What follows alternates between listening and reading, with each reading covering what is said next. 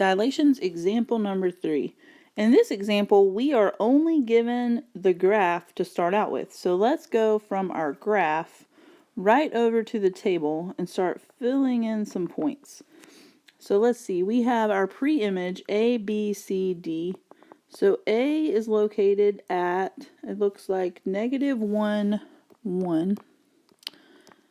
Let's go ahead and write B, C, D. B is located at 2, 1. C is located at 2, -2. And D is located at -1, -2. So let's do the same thing for our image. So we're going to put in A prime, B prime, C prime, D prime here. So A prime is located at -3, 3. B prime is located at 6, 3. C prime is located at 6, -6. And D prime is located at -3, -6. So once we get all of our points written down in our table, we can start to figure out what the scale factor was. So you want to think something had to be multiplied by x and y. So what could that number have been? So something times -1 and something which would be the same number times 1 had to give us the points that we have. So it appears to be that that scale factor would equal 3. So let's just make sure that makes sense with our other points. So 3 times 2 does give us 6, and 3 times 1 does give us 3.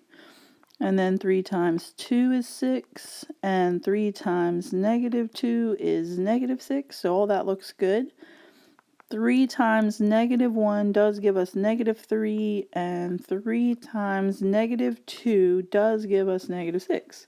So all of our points check out that it works to have a scale factor of 3. And our graph should also look the same. So I'm going to write above there 3x, 3y would be my algebraic rule. And just look over at the graph. It does appear that A prime, B prime, C prime, D prime, our image right here, does look to be 3 times our pre-image of A, B, C, D. So let's go from our table and write our algebraic rule. For each point on our pre-image, which was x and y, our image is now 3x, 3y. We multiplied each point by 3. And then last but not least, we're going to write out the verbal description. So we will say, given quadrilateral ABCD with A located at -1, 1, B at 2, 1, C 2, -2, and D -1, -2. We dilate quadrilateral ABCD by a scale factor of 3.